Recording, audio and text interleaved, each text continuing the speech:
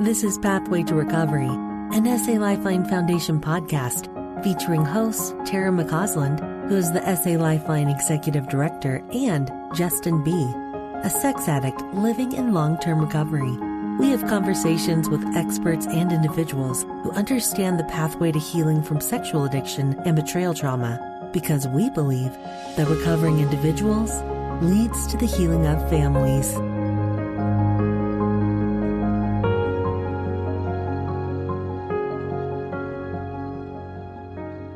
Welcome, everybody, to the Pathway to Recovery podcast.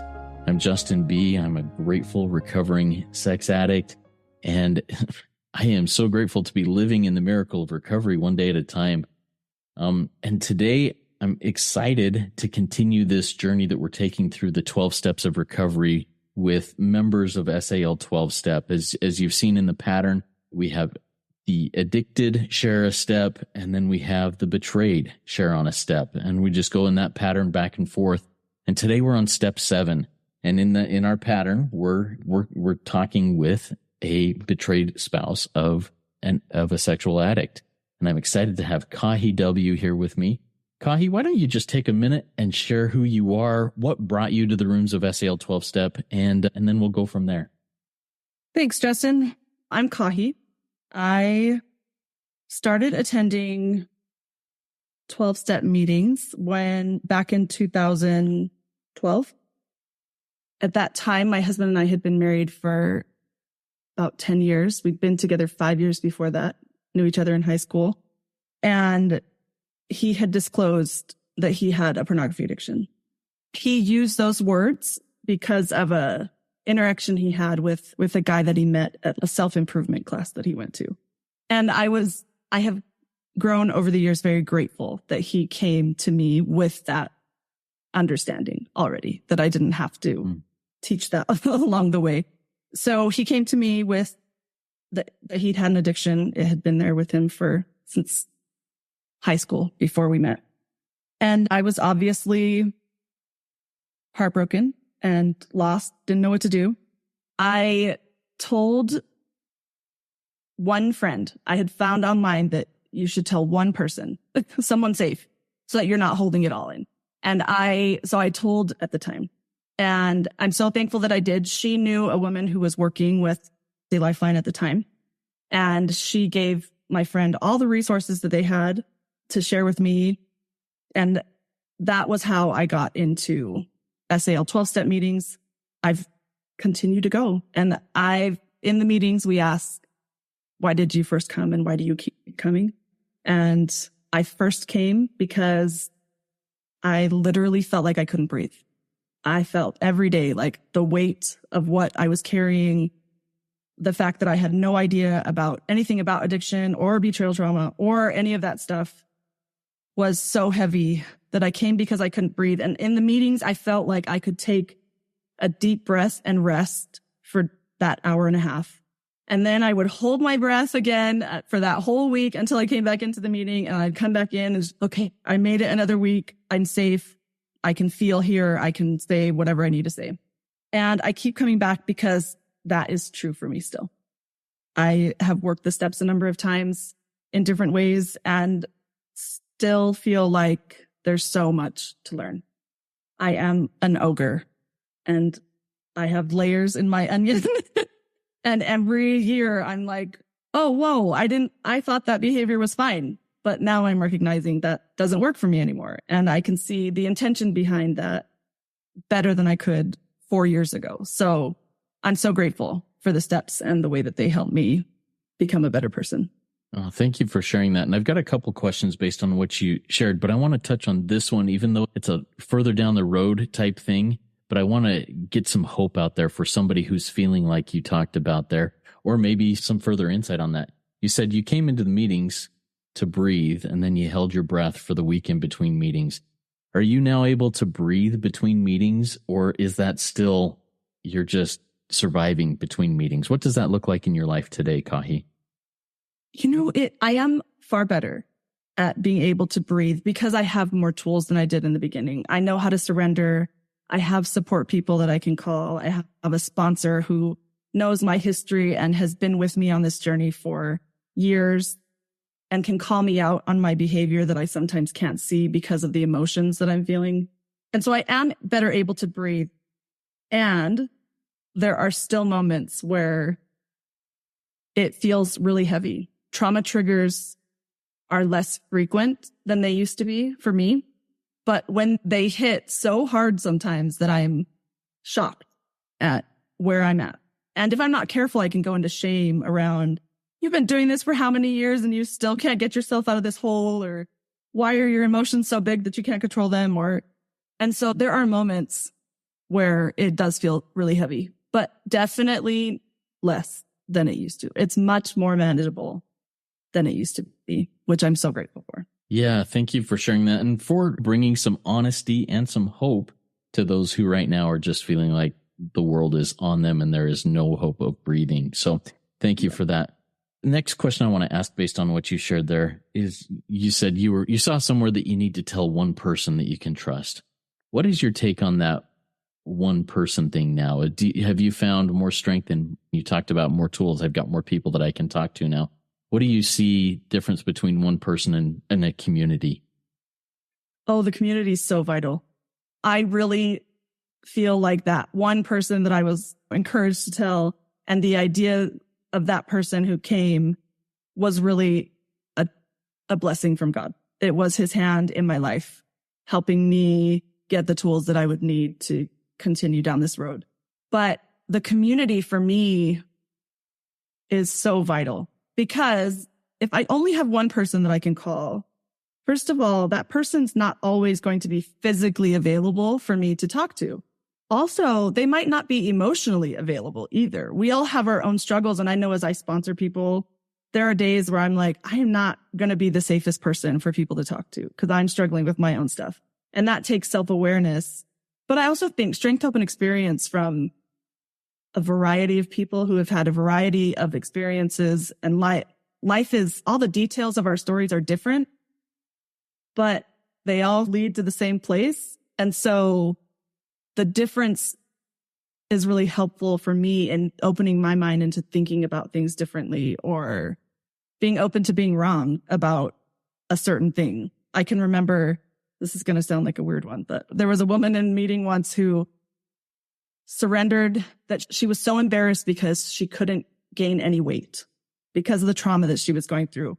She was so thin, she couldn't gain any weight. And as a woman who was struggling with my weight, I was like, what? Like, how is she surrendering this thing that I keep hoping for? But it was so good for me to recognize that it's all relative. We all have our struggles, and they look different and they sound different and they hit us different.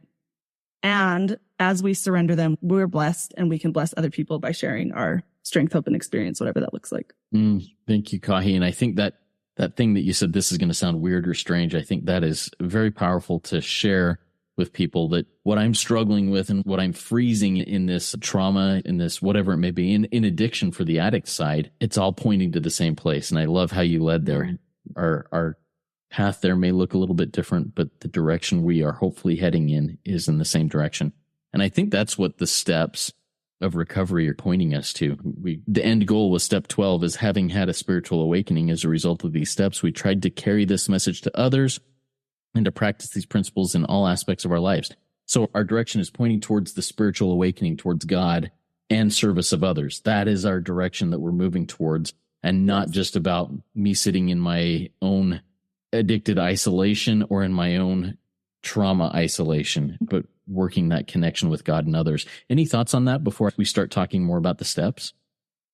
Yeah, I was listening to some podcasts trying to hear what other people thought about step 7. And on one of the podcasts, somebody talked about this idea that like all of my darkest moments can be of service to other people.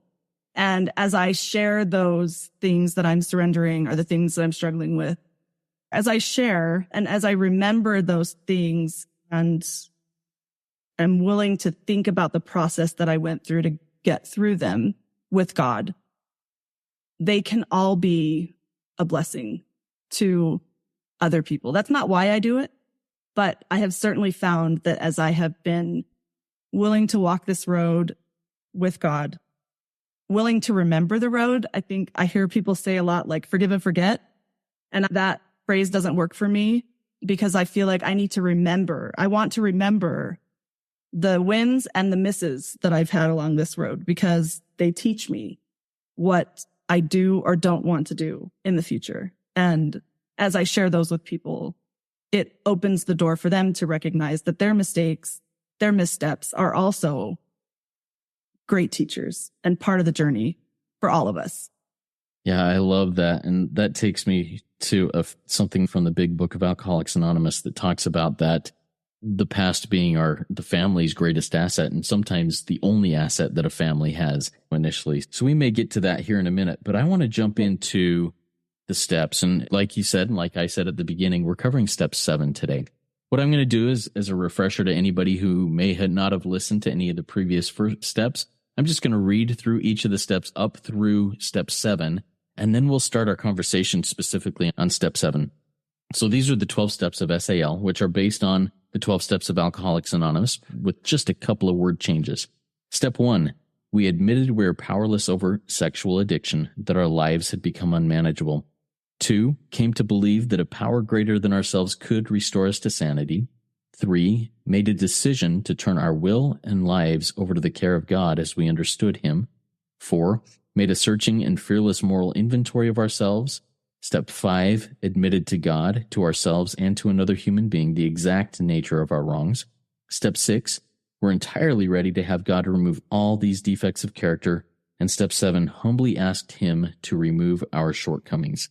Now, step 7 is the shortest of these steps in terms of words in the step, humbly asked Him to remove our shortcomings, but it's also in the big book of Alcoholics Anonymous. It's the second shortest step in the book as to what information is there. But man, how big is this step though, Kahi? Humbly ask Him to remove our shortcomings. I don't know about you, Kahi, but I have 1 or 2 shortcomings that need to be removed. How about you? What are your thoughts on that? Oh, list. Yeah. I actually, as I was rereading this step in preparation for this, it struck me how vital it is to remember that this is step 7.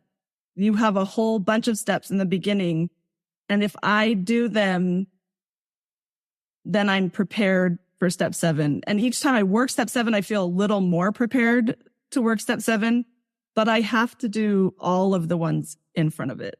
And I've always felt like 6 and 7 were these ethereal steps of, okay, how do I become willing in step 6? And then, okay, what do I need to do to humbly ask Him to remove our shortcomings? And I just, all over this step, have recognized how important it is to get to a point in my life where I really am humbly asking Him to remove my defects. It goes back to a recognition that there are things that I can do in this recovery process, and there are things that I can't do in this recovery process. And I heard a quote the other day. It was this idea of, I let God do the impossible and I do the possible. And for me, step 7 is a lot of know your role, know your space that you're supposed to take up in this step. And for me, that is that I can learn about humility and try to make that a part of my life.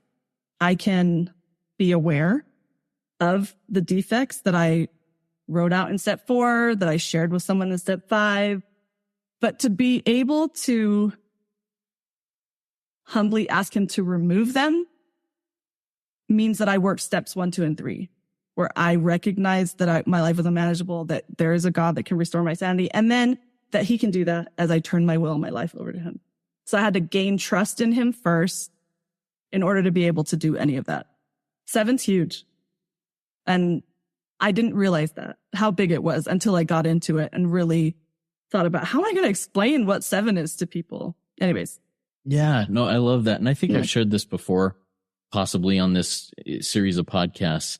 But the first time I took the steps, the way I remember taking steps 6 and 7, I had just sat down with my sponsor for a few hours at his house in his office and gone through my steps 4 and 5 and identified a whole bunch of things. And he said, okay, here's that list of things that you've identified.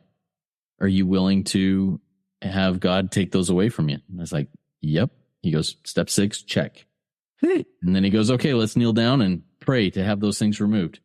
Check. Step 7 is done. Now let's move into 8, 9, 10. Now, I could misremember this a little bit, but that's how I remember it. And that is how I sponsored people for 5 years, was that same way. Step 6, 7, check. Let's move on and get into the meat of this stuff in 8 and 9. And then I had a sponsee say at the end of working the steps, I just a post-mortem conversation with him. So talk to me about changes you had. And he goes, you know what? Step 6 and 7 were by far the most powerful things I've ever done in my life. And I was like, what? And it just changed my whole perspective on things, and it has become something that is super powerful in my life as I've analyzed that further and I've looked deeper. Okay, what character defects today are just eating my soul or just killing me? And what do I need to do to become willing to let go of avoidance and procrastination, which are my big ones? And what do I need to do with that? Kahi, what is an experience you had with one of your character defects, maybe one that was killing you, and you have put a lot of effort into being willing to give it up and asking God to remove it? Yeah, I wrote down a couple. So I'm currently, which I didn't realize this, but a few weeks ago in my home group, we talked about step 3. And as we talked about step 3, at the end of the meeting where we're invited to write down a commitment for the week, I wrote down that I wanted to start a surrender journal, and I wanted to write in it every morning. Like every morning I was going to surrender all the things that were feeling heavy to me or that were on my mind. And so I started that journal and have been able to keep up with it, which consistency is a defect of mine. Maybe not being consistent is a defect of mine. Right. And so I'm really good at working really hard on something until it's not painful anymore. And then I will often drop it and move on to something else. So the surrender journal has been a big one for me. And I have been realizing over this last week how much the surrender journal for me feels like me working step 7. I started it because of a thought I had as we were studying step 3, but for me, it's been really helpful in step 7. So just the other day, my husband and I, we've been working on some new boundaries. He's been in recovery, working or going to recovery meetings as long as I have, but life doesn't stop lifing. Mm-hmm. And so as things just keep coming up, we've been working on some new boundaries. And one of the things that I've been working on is not getting in the way of God when it comes to my husband working his recovery. So I've made a couple of boundaries with myself. I currently do not share recovery insights with him because I find that sometimes I'm sharing them in hope that he will pick that idea or principle up and it will become a part of his recovery, which is manipulative in my mind. I didn't recognize that's what I was doing as I shared sometimes. It's not all the time, but enough that I recognize that I want to distance myself from that behavior long enough that I can really see what's what. So that's been one of my boundaries that I've been working on and surrendering on a daily basis to God. So recently we were getting ready for getting the kids out the door in the morning, and we had an interaction, and I said something, I don't remember what I said, but I felt his energy change, and then it got negative in the kitchen as we were getting kids out the door or whatever. He went upstairs to go get ready for work, and I did what I used to do. I grabbed my phone out and I started texting him. I felt the energy change in the room when I said this, and I just wanted you to know that this is what I meant, and I hope you didn't misunderstand me, trying to jump in and make the situation smooth without giving him the space to do his work or not do his work. And so I'm writing this text, and then I remembered what I had surrendered earlier in the journal that morning. And so I stopped and I said a little prayer, and I said, Heavenly Father, should I send this text or should I just leave it alone? And the answer for me was leave it alone. And so I deleted the said text, I put my phone down, and I walked away and just went about my morning.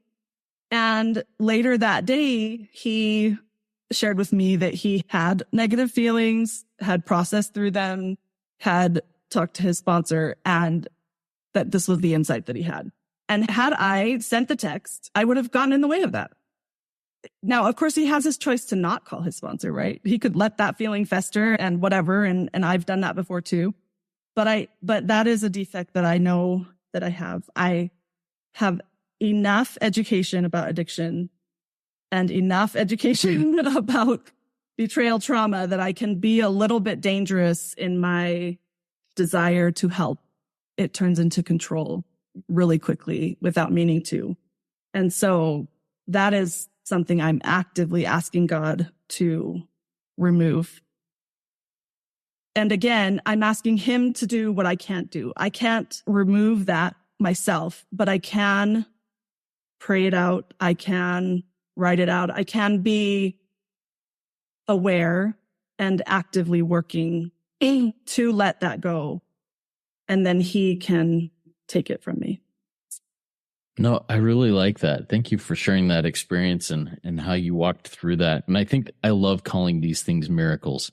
When I've already thumbed out something, a response that I think, hey, this is kind, this is helpful. And then before hitting send, a little thought of, oh, wait, is it? Yeah. And then pausing and saying, God, is this helpful? Is this what needs to happen? And if you get the answer no, being willing to go, okay, I'm going to delete this whole thing that I've already thumbed out. That's a miracle. It feels like a miracle because I'm not only willing to delete it, but then I have to also do the work to get it out of my head, to surrender all the things that I wanted to say that I think are right. Like if everyone in the world would just listen to me, everything would be fine. Of course. This is the thing that I tell myself frequently. And so I need to put a stopper in there. I often say that's a red flag for me. When I see a red flag, that means stop and ask for guidance and for help. But there just are so many things that I do day to day that I don't recognize as an issue until I'm willing to see them. And I think that also it takes a willing heart to say, okay, show me what I need to do, what I need to be working on now. Yeah. And I think that's part of that. Humbly ask him to remove our shortcomings. Show me, God, what I'm missing here. Show me what blind spot is lurking there that with a little bit of light shown on it can really make a big difference, not only in my life, but in those lives that I have stewardship with, those lives that I interact with, or whatever it may be. Any other thoughts on that? So on page 82, for anybody who's listening that wants to flip to it, this is where the first time I really, maybe not heard, the first time that I understood the concept of humility in a way that I could actually hold it in my hand and look at it and say, okay, that's what humility is. It says, we came to see that the foundation of step 7 is humility. That is a willingness to accept ourselves as we are and to accept God's help. So just this humility is this willingness and ability to see ourselves as we really are, the good and the bad, all of it together, and be okay with all of that together. Then until I can see it and hold it and not, run away from it, I can't really work on it because I need to be able to be okay with myself as I really am. For me, that was a really big ask because for so long I had been taught any emotion, bad emotions, you don't want to feel bad emotions. So you can't be angry, you can't be sad, you can't be whatever. And so until I was able to accept that is a part of me, that I do tend to control people. As I did step 4, I was surprised to see that all of my assets were also my defects, just with a little twist in them. Like, I'm a very helpful person. I like to help people. And that turns into control in 2 seconds because if I'm not really careful about it. So, but being able to acknowledge all of those things really for me has been huge. So Kahi, I love how you took that approach of a lot of my assets are also my defects with a little twist. So often when I'm working with sponsees and myself, we're just beating ourselves up in that step 4 process. We're saying, I'm a piece of junk. Here's my character defects like crazy. I had somebody point this out to me, and I've tried to do this a few times, but it's so easy for me to forget how powerful that is that, hey, this character defect of controlling, what character strength, what talent or gift that you tweaked that just a little bit to make it a bad defect? And I love how you said, I want to be helpful. I want people to be happy. I want to be able to serve people and help point them in a direction that's helpful. But no, I tweak it and it becomes controlling rather than that. So yeah. I love how you took that perspective. I feel like it was helpful for me to look at it that way as I did step 4, because it's the same on the betrayal trauma side. Like doing I think so many people that are working the 12 steps get stuck on 4 because it's terrifying to think about what you will uncover.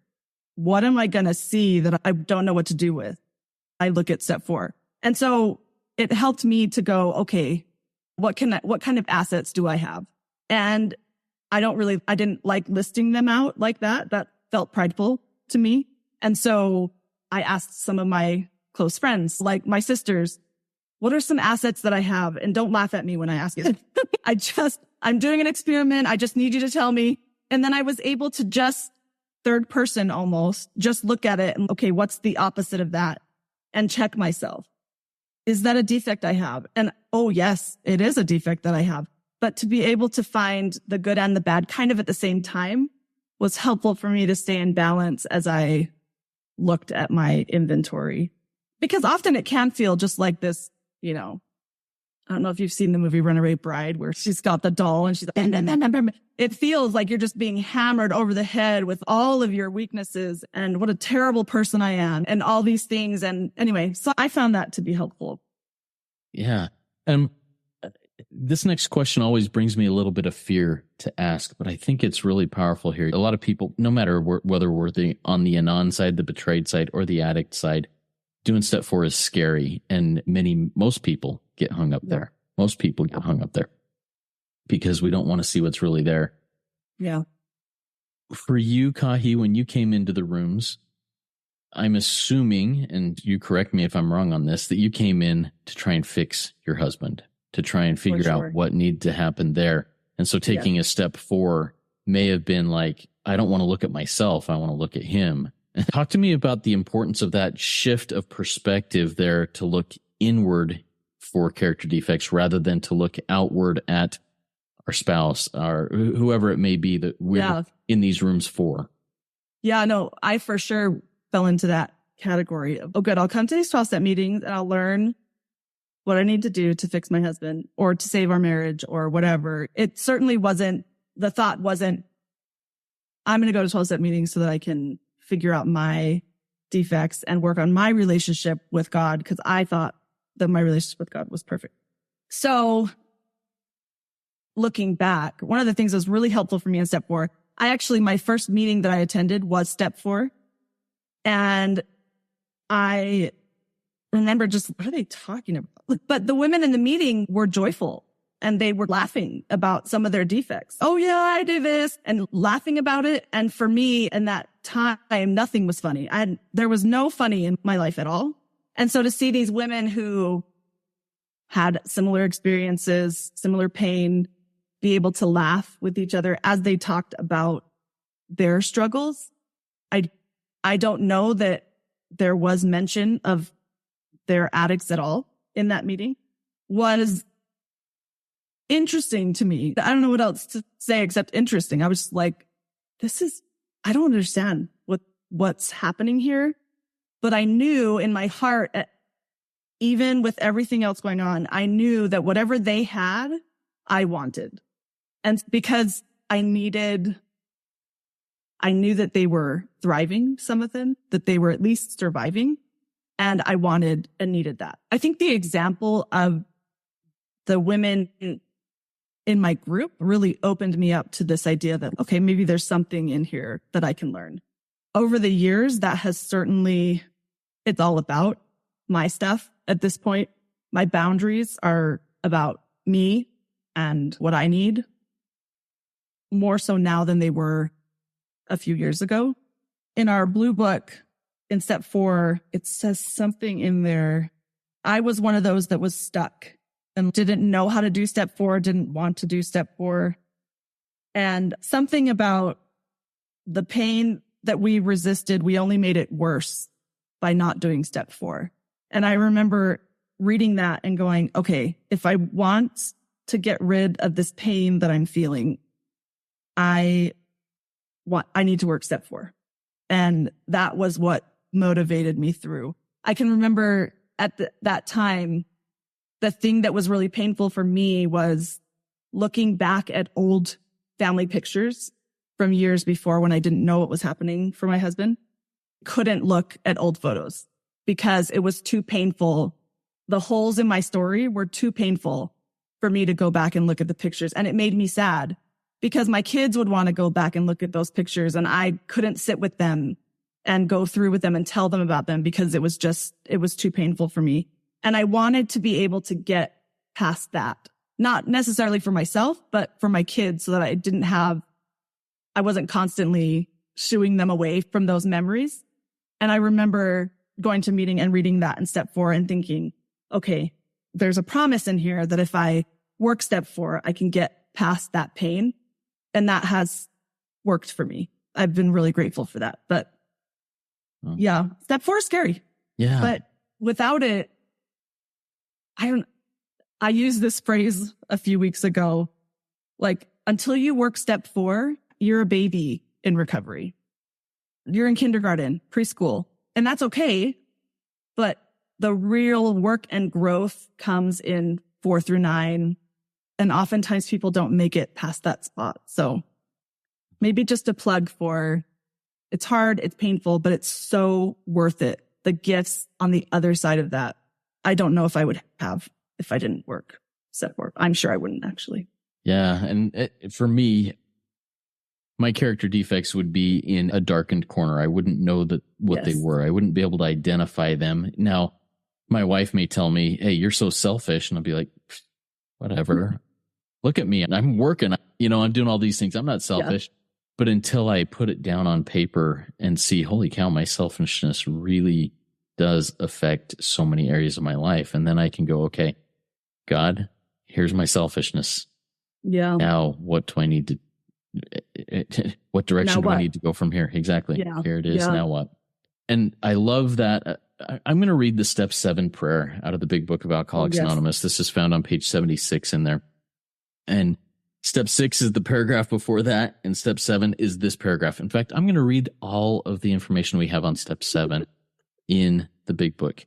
When ready, and ready means, are we willing to ask God to help us be willing to let go of those things? When ready, we say something like this: my Creator, I am now willing that you should have all of me, good and bad. I pray that you now remove from me every single defect of character which stands in the way of my usefulness to you and my fellows. Grant me strength as I go out from here to do your bidding. Amen. We have then completed step 7.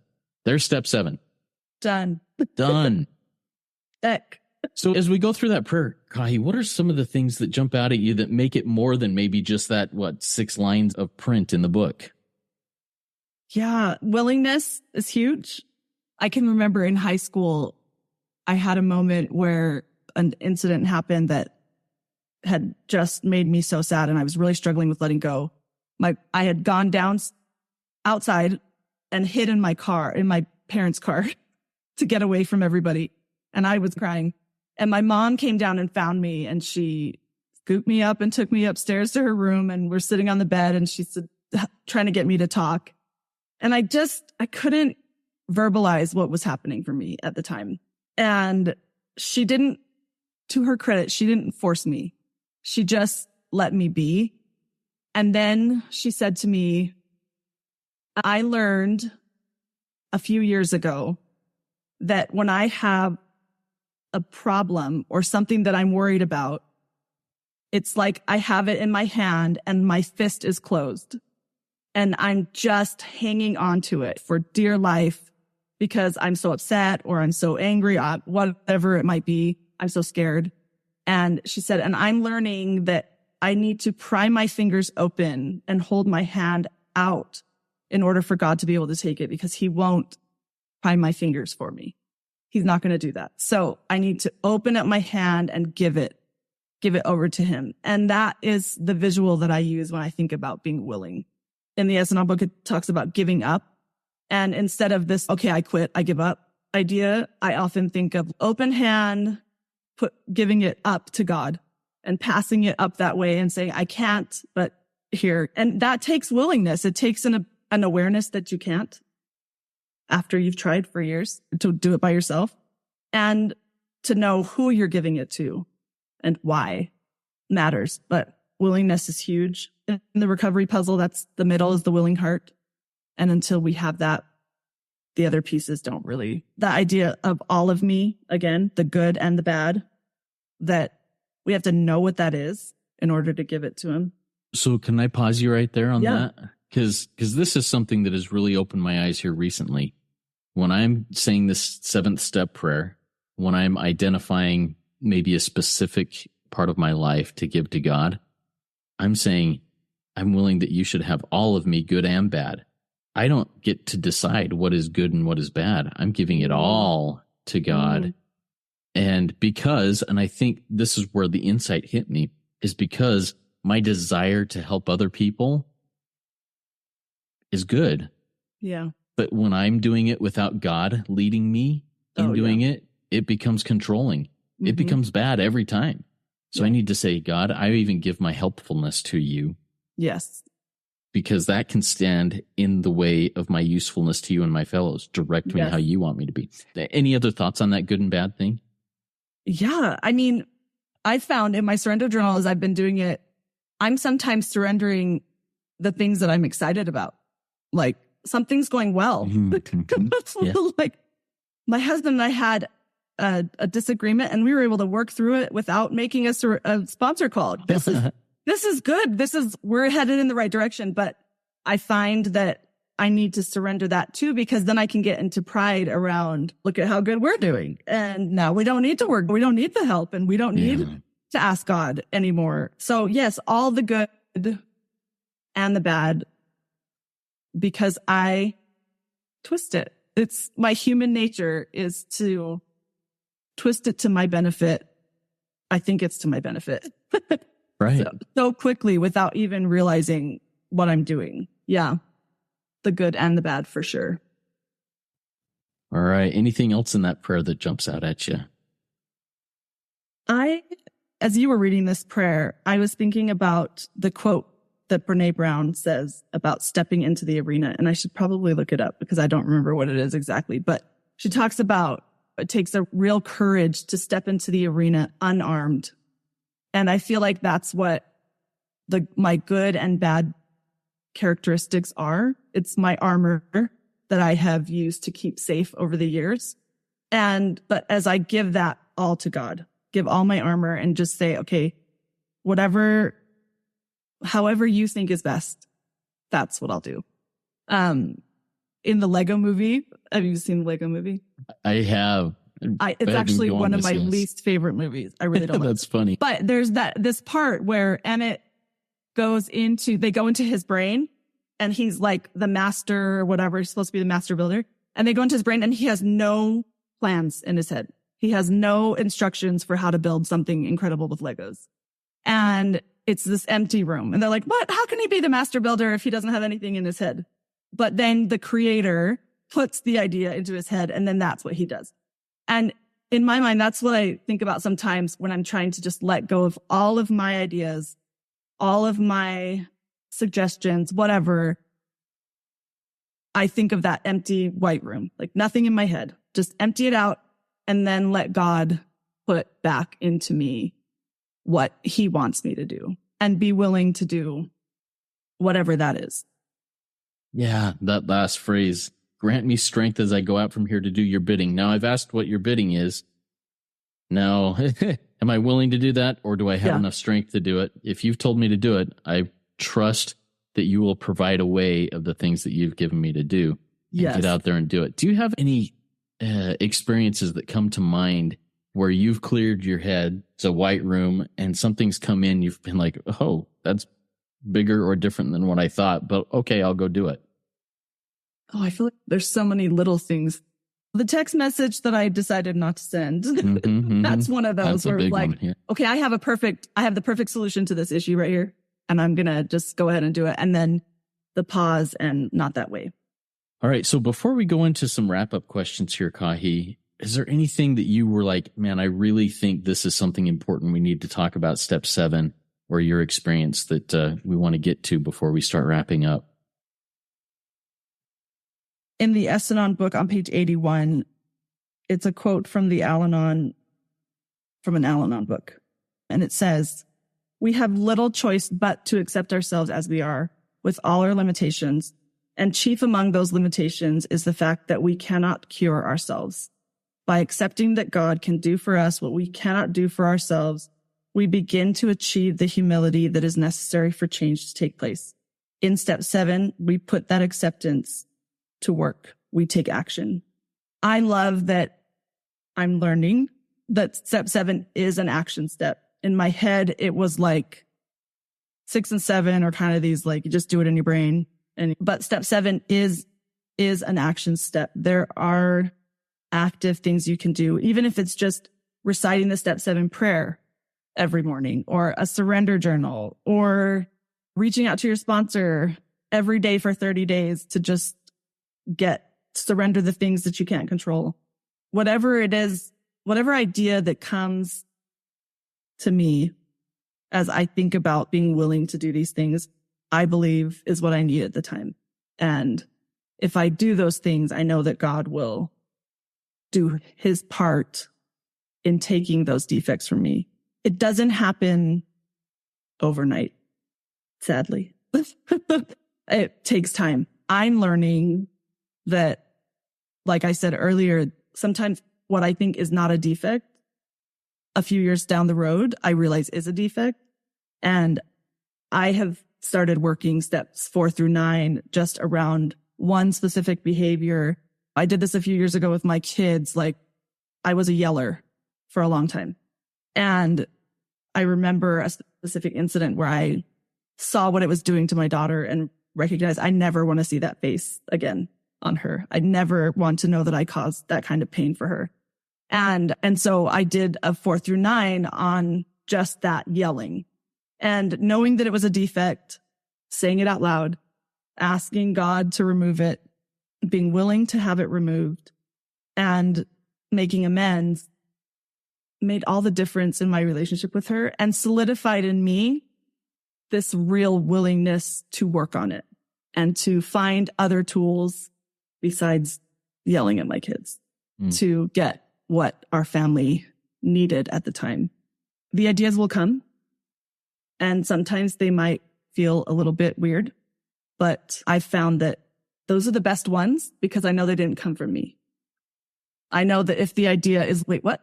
Then it didn't come from me. It came from a higher power who has my best interest and the best interest of everyone around me in his heart at the same time, which I can't do. That's beautiful. I'll take that back to that 7th step prayer. The purpose for this is the reason why I'm asking God to remove all of this, the good and the bad, remove every single defect of character. The reason why is because it stands in the way of my usefulness to you, God, and my fellows, those around me, my family, my friends, my fellowship, my work, my whatever it may be. I need that removed so that I can be of best service to those around me. And just a powerful concept. Thank you for sharing that about the yelling and your process through that. And I'll just speak for myself on this. Once I go through a process like what you did 4 through 9 on the yelling for a character defect of mine, for example, for me, avoidance and procrastination, I still have to give it up every day, one day at a time, forever, because it'll come back. Just because a weak thing has become a strength today doesn't mean it's not going to become weak again tomorrow. And that's what I think that's what staying humble means, is like just a willingness to say, yeah, I did good today, because that's seeing things as they really are, right? Like the good and the bad. I did a good job today on not avoiding and not procrastinating.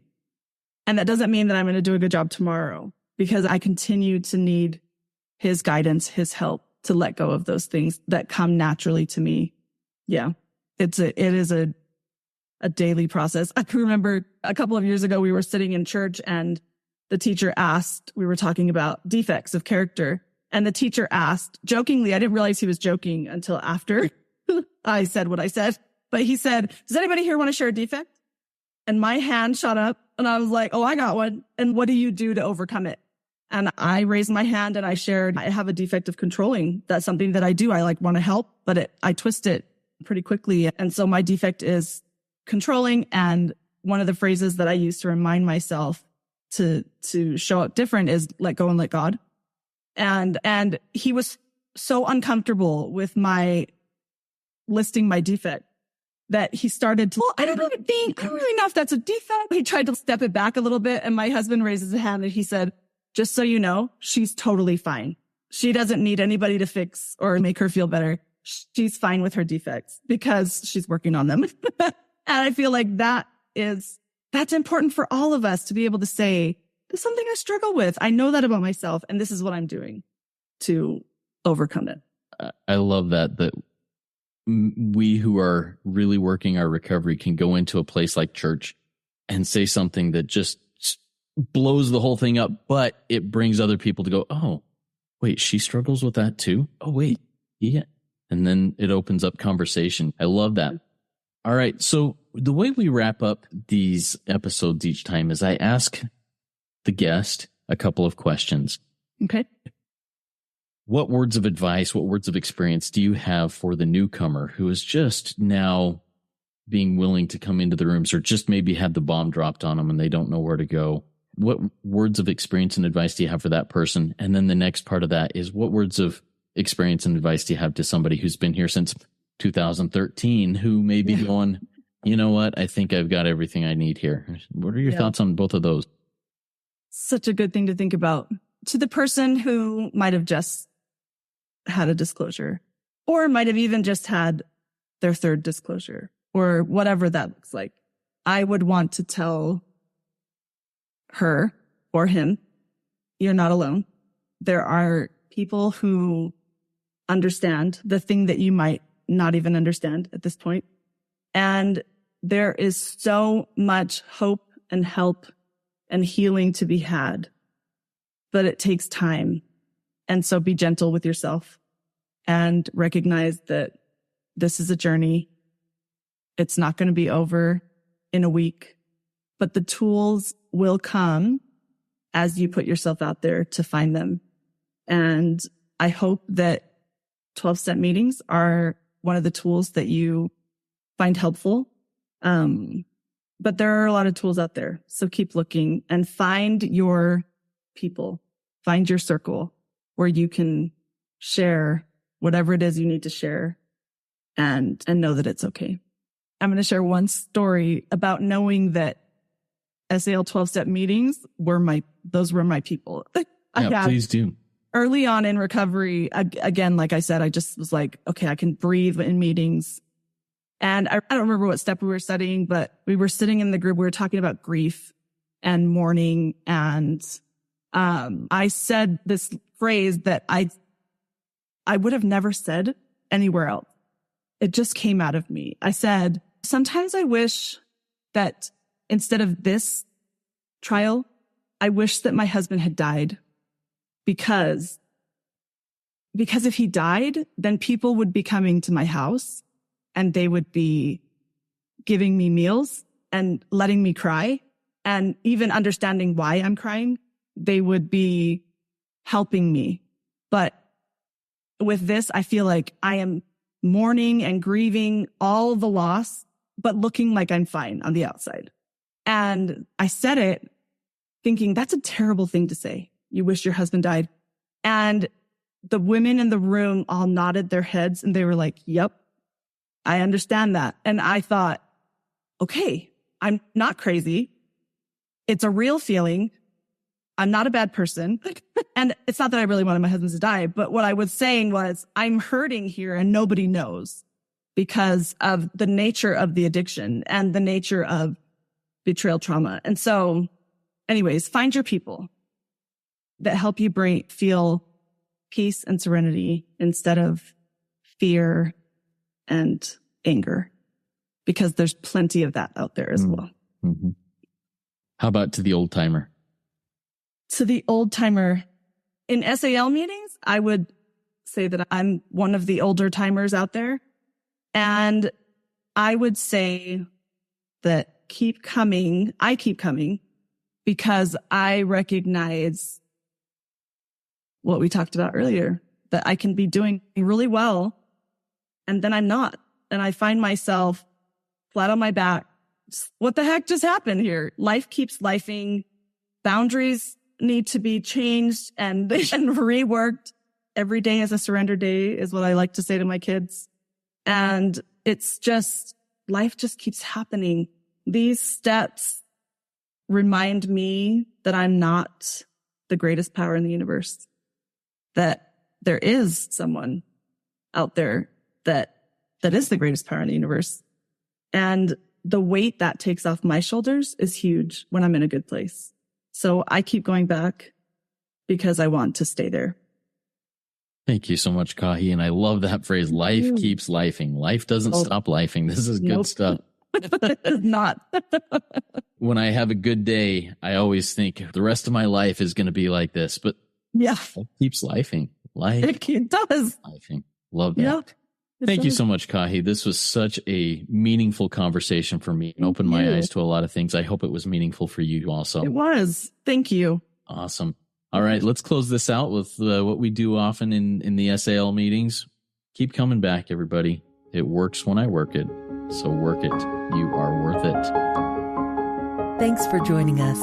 We invite you to subscribe to this podcast so that you don't miss new episodes.